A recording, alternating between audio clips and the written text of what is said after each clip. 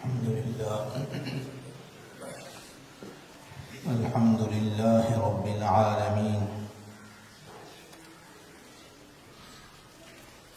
والصلاة والسلام على سيد المرسلين وعلى آله وأصحابه أجمعين، أما بعد، فأعوذ بالله من الشيطان الرجيم، بسم الله الرحمن الرحيم.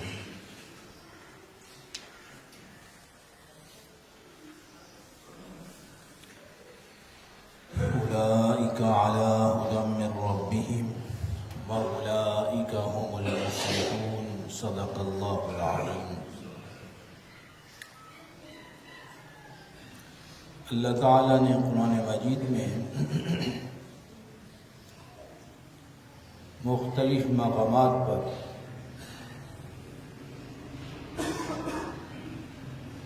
فلاح کا، کامیابی کا ذکر فرمایا.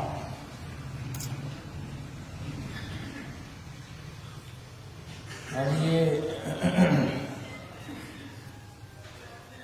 پچھلے جمعۃ المبارک میں بھی گفتگو اس بات پر چل رہی تھی کہ کامیابی کہتے کس کو ہے. جو نظریات ہمارے ہیں فلاح کے بارے میں، کامیابی کے بارے میں، وہ نظریات درست نہیں، کیونکہ اللہ تعالیٰ نے قرآن مجید میں بہت سی مثالوں کے ساتھ ذکر کیا کہ جو تمہارے پیمانے ہیں کامیابی کے، وہ پیمانے، اس پیمانے پر جزوی کامیابی تو ہو سکتی ہے، لیکن حقیقی کامیابی، کامل کامیابی، پکی کامیابی، دائمی کامیابی، ہمیشہ کی کامیابی کبھی نہیں ہو سکتی.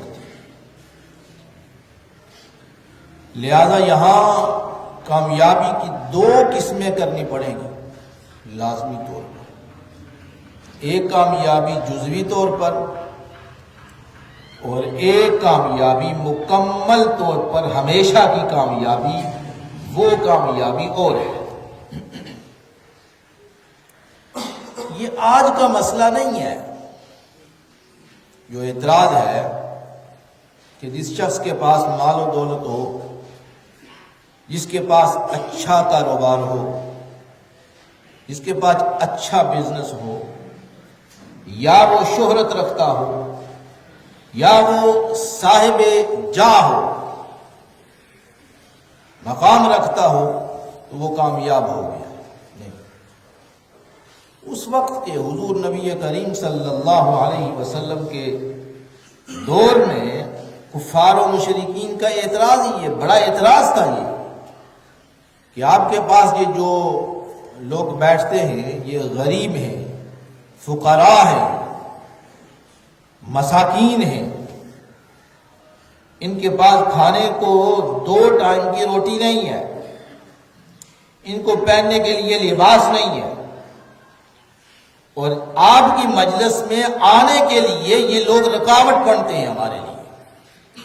لہذا یہ اٹھیں گے، آپ انہیں اٹھائیں، پھر ہم آپ کی مجلس میں آتے ہیں. تو یہ اعتراض ان کا بڑا عجیب و غریب قسم کا تھا، اور بڑی مضبوطی کے ساتھ وہ یہ اعتراض کرتے تھے. تو قرآن مجید میں اللہ رب العزت نے اس کا جواب دیا. فرمایا وَاصْبِرْ نَفْسَكَ. یہ آیت مبارکہ بڑی مزے کی ہے. فرمایا وَاصْبِرْ نَفْسَكَ. محبوب آپ ان کو، ان کے اعتراض پر ہم یہ جواب آپ کو یہ دیتے ہیں. وَاصْبِرْ نَفْسَكَ. آپ اپنے آپ کو ان فقراء اور مساکین کے ساتھ روکے گے. وَاصْبِرْ نَفْسَكَ مَعَ الَّذِينَ يَدْعُونَ رَبَّهُمْ بِالْغَدَاةِ وَالْعَشِيِّ. فرمایا ان کا کام کیا ہے؟ صبح اور شام اللہ کی رضا حاصل کرنا، یہ فقراء، یہ مساکین، یہ آپ کے دروازے پہ بیٹھے ہوئے، جن کو یہ کہتے ہیں کہ 2 ٹائم کی روٹی ان کے پاس نہیں ہے، پہننے کو لباس نہیں ہے، اور یہ کہتے ہیں کہ یہ تمہاری مجلس میں ہٹیں اور ہم آپ کی مجلس میں حاضر ہوں گے، فرمایا نہ، یہ ان کا کوئی اعتراض نہیں ہے، آپ نے اپنے آپ کو ان فقراء اور مساکین کے لیے روک کے رکھنا ہے۔ وَاصْبِرْ نَفْسَكَ مَعَ الَّذِينَ يَدْعُونَ رَبَّهُمْ بِالْغَدَاةِ وَالْعَشِيِّ، فرمایا جو لوگ صبح اور شام اللہ کی رضا حاصل کرنے کے پیچھے پڑے ہوئے ہیں وہی تمہارے لوگ ہیں۔ بات سمجھا؟ یہ حقیقی کامیابی اور چیز ہے، حقیقی کامیابی اور چیز ہے، اور جزوی کامیابی اور چیز ہے۔ ہم جزوی کامیابی پر مر مٹتے ہیں، کہتے ہیں بس کامیاب ہو گئے، جزوی کامیابی پر ہم کہتے ہیں بس یہی ہے۔ تو پھر قارون کا خزانہ تو بڑا مشہور ہے، پتہ ہے آپ کو؟ قارون کا خزانہ اللہ تعالیٰ نے قرآن مجید میں ذکر فرمایا، ان قارون کان من قوم موسیٰ، فرمایا یہ قارون موسیٰ کی قوم سے تھا، یہ غالباً حضرت موسیٰ علیہ السلام کے چچا کے بیٹا تھا، رشتہ داری بھی ہو گئی، رشتہ داری بھی نکل آئی، نبی سے رشتہ داری بھی ہو گئی، اور مال و دولت کے لحاظ سے ارشاد فرمایا فبغى علیہم، اس نے بغاوت کی۔ اللہ نے فرمایا وآتینا من الکنوز، ہم نے اسے بہت خزانے دے رکھے تھے، ہم نے اسے بہت خزانے دے رکھے تھے، ما ان مفاتحہ لتنوء بالعصبۃ اولي القوہ، صرف خزانوں کو اٹھائے نہیں پھرتا تھا، اللہ نے فرمایا خزانوں کی جو چابیاں ہیں، اتنا بڑا جتھا ان صرف خزانوں کی چابیوں کو اٹھاتا تھا، اگر وہ چابیاں ان جانوروں پر رکھی جاتی وہ بھی لگ جاتے تھے، اتنا بڑا اس کے پاس خزانہ تھا۔ صرف خزانہ نہیں تھا، یہ تو ہم خزانے پہ مت مٹتے نا، خزانہ جو چھپا کے رکھا تھا اس نے، اس کی چابیاں، ان کا بوجھ بھی اتنا بھاری تھا جس کا ذکر قرآن مجید میں اللہ نے فرمایا ہے، میں اس کو نہیں اٹھا سکتے تھے۔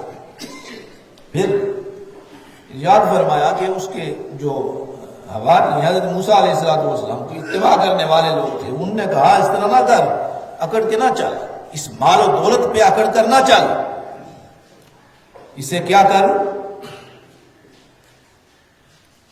وَابْتَغِ فِي مَا آتَاكَ اللَّهُ الدَّارَ الْآخِرَةَ وَلَا تَنْسَ نَصِيبَكَ مِنَ الدُّنْيَا، اس مال و دولت کو اپنی آخرت کے لیے، آخرت بنانے کے لیے خرچ کر، تاکہ تو اس مال سے بھی حصہ حاصل کر سکے اور آخرت سے بھی حصہ حاصل کر سکے۔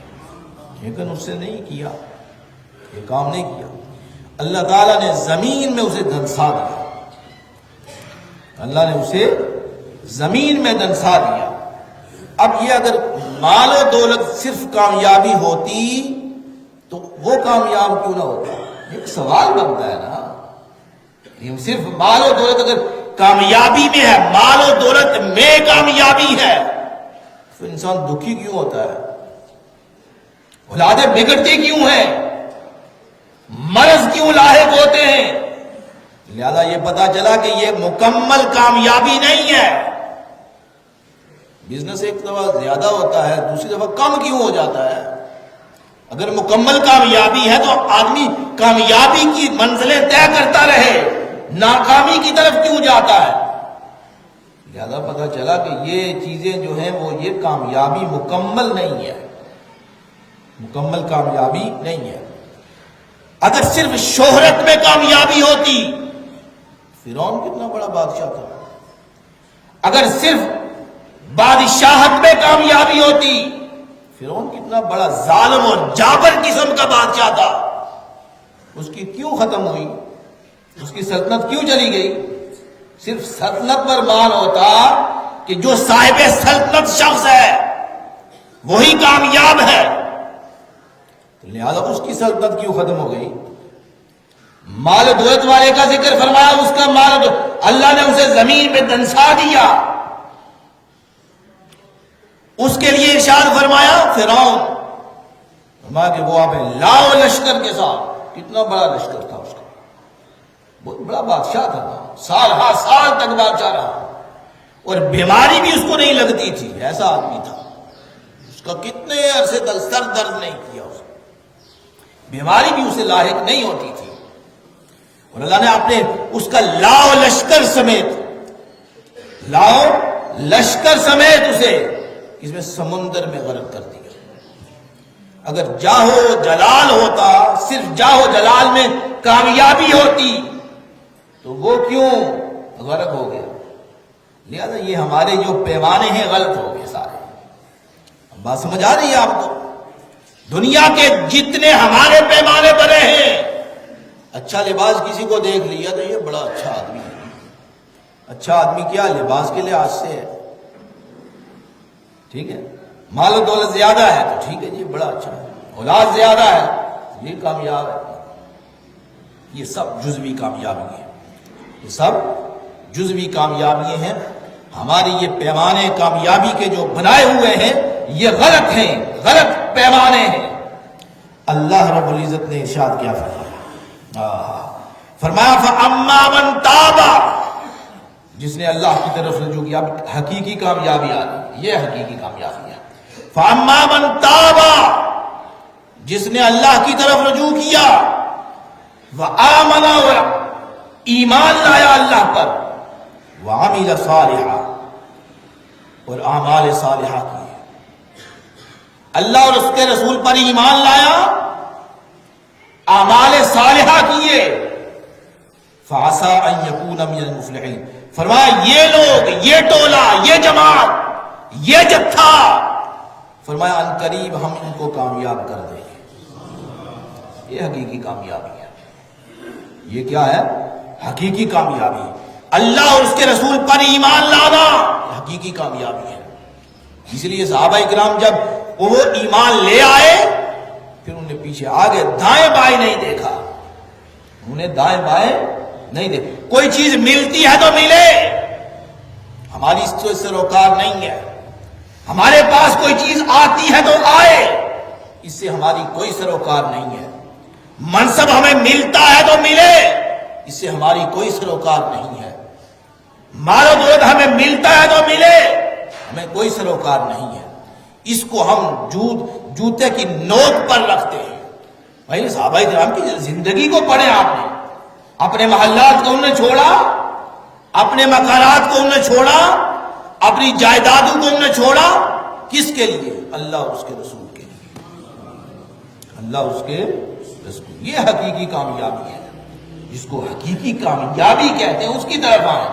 اور جب حقیقی کامیابی کی طرف آئیں گے تو پھر جو چیز بھی آ جائے وہ اللہ کے نزدیک کیا ہے؟ قابل قبول ہے. اللہ کے نزدیک قابل. حضرت عثمان غنی رضی اللہ تعالیٰ، اصل میں بات یہ ہے جو سوچ میں سمجھ میں آتی ہے، بات وہ ہے کہ جو اللہ کو نہیں مانتا، اللہ کی نعمتیں کھاتا ہے، اللہ کی جگہ میں رہتا ہے، اللہ کی نعمتوں سے لطف اندوز ہوتا ہے، پھر اس کو جھڑکنا تو بنتا ہے، اس کو جھڑکنا تو بنتا ہے کہ نعمتیں میری کھاتا ہے، پیدا میں نے تجھے کیا، راحت اور آرام میں نے تجھے پہنچایا، عیش و عشرت میری نعمتوں پر کرتا ہے اور میرے ساتھ کفر کرتا ہے. بات سمجھے؟ اور جو ایمان لے آئے، اعمال صالحہ کرے. حضرت عثمان غنی رضی اللہ عنہ کو دیکھ لے، انہوں نے ارشاد فرمایا کہ غزوات شریفہ میں فرمایا غزوہ کے لیے جو جس کے پاس کوئی چیز ہے لے آئے. حضرت عمر فاروق رضی اللہ تعالیٰ بھی لے آئے، حضرت ابو بکر صدیق بھی لے آئے، حضرت عثمان غنی بھی لے آئے، سارے لے آئے اپنی اپنی استطاعت کے مطابق. حضرت عمر فاروق رضی اللہ تعالیٰ عنہ، انہوں نے دل میں ٹھانی کہ آج میں ابو بکر سے جیت جاؤں گا، ابو بکر سے آگے نکل جاؤں گا. اپنے دل میں وہ مال و دولت حضور کی بارگاہ میں لا کر رکھ دیا. حضور نے ارشاد فرمایا کیا لائے ہو اور کیا چھوڑ کے آئے ہو؟ حضرت عمر فاروق رضی اللہ عنہ فرمانے لگے کہ آدھا مال گھر والوں کے لیے چھوڑ آیا ہوں، آدھا مال جو ہے آپ کی خدمت میں حاضر کر دیا. طریقہ ہے، ٹھیک ہے، گھر بار کے لیے کمانا چاہیے، خرچ کرنا چاہیے، رکھنا چاہیے، کوئی مسئلہ نہیں، شرعی طریقہ یہی ہے. حضرت ابو بکر صدیق رضی اللہ عنہ ان سے پوچھا گیا کہ آپ نے کیا لایا ہے؟ نے کہا گھر میں جو کچھ تھا وہ خدمت میں حاضر کر دیا، اللہ اور اس کے رسول کو گھر میں چھوڑا ہے. یہ مراتب ہوتے ہیں، اپنے اپنے مقام ہوتے ہیں، مرتبے ہوتے ہیں. ہمارے دین میں ہر شے کی گنجائش ہے. کوئی جو آگے مرتبے میں آگے چلا جاتا ہے اس کو کسی چیز کی پرواہ نہیں رہتی. جو مقام اور مرتبے کے لحاظ سے بلند ہوتا ہے وہ ہر شے، دنیا کی ہر شے کو اپنی پاؤں کی نوک پہ رکھتا ہے، اسے کچھ پرواہ نہیں ہوتی. اس کے لیے اللہ اور اس کے رسول سب سے بڑی دولت ہوتے ہیں. سب سے بڑی دولت اللہ اور اس کے رسول ہوتے ہیں. اس کے علاوہ اس کی نظر میں کوئی شے نہیں ہوتی. لہذا یہ مقام اپنے اپنے مقام اور مرتبے کے، ہم بہت چھوٹے مرتبے کے لوگ ہیں. ہمارے لیے یہی ہے کہ کچھ رکھ لو کچھ دے دو، کچھ رکھ لو کچھ دے دو اللہ کی بارگاہ.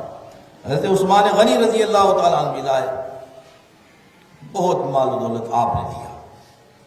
آپ صلی اللہ علیہ وسلم اپنی گود مبارک میں رکھتے اور ایسے اچھالتے تھے، پیسوں اچھال دیتے تھے اور ارشاد دعا فرما رہے ہیں باری تعالیٰ عثمان سے میں راضی ہو گیا، اب تو بھی راضی ہو جا. عثمان سے میں راضی ہو گیا، اب تو بھی راضی ہو.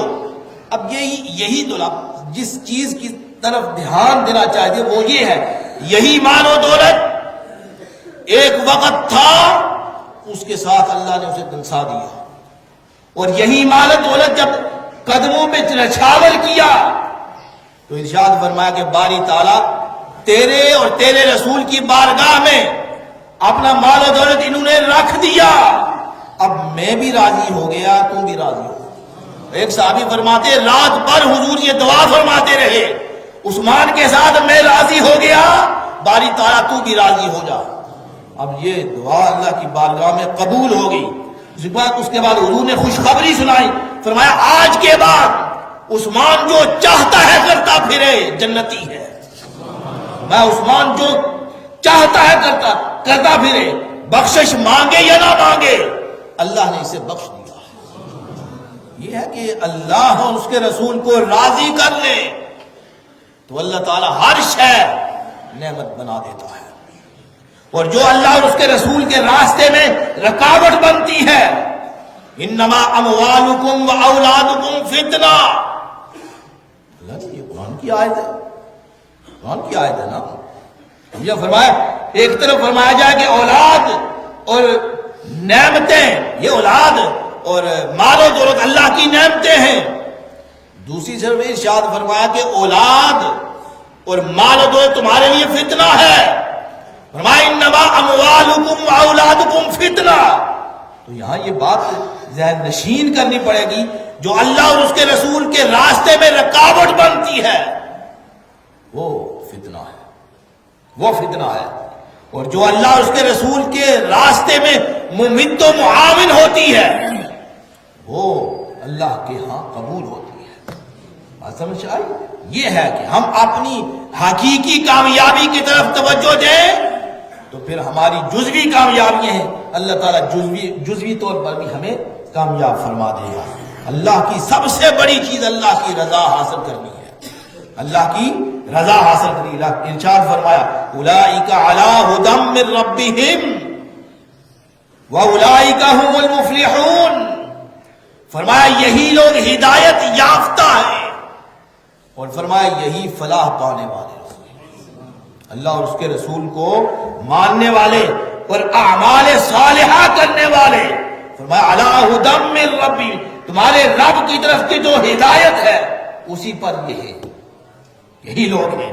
وَأُولَٰئِكَ هُمُ الْمُفْلِحُونَ، فرمایا فلاح پانے والے بھی یہی لوگ ہیں۔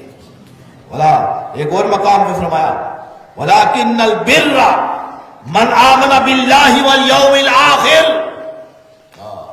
لِلَّهِ الْمَشْرِقُ لَيْسَ الْبِرَّ أَن تُوَلُّوا وُجُوهَكُمْ قِبَلَ الْمَشْرِقِ وَالْمَغْرِبِ۔ یہی اس وقت کا ایک بات تھی کہ مشرق سے آئیں یا گھر میں داخل ہوں مشرق کی طرف سے یا مغرب کی طرف سے، ایک ان کی بات تھی، اس طرف سے آئیں یا اس طرف سے آئیں۔ جس طرح راستے میں جا رہے ہیں، راستے میں کوئی ایسی چیز آ گئی تو ہو بدفعالی ہو گئی، کیا ہو گیا؟ بدفعالی ہو گئی، اب یہ کام ہمارا نہیں ہوگا، پیچھے چلے جاؤ۔ ان چیزوں کو اللہ اور اس کے رسول نے کاٹ کے رکھ دیا، فرمایا دائیں طرف سے آؤ یا بائیں طرف سے، یہ کوئی معنی نہیں رکھتا۔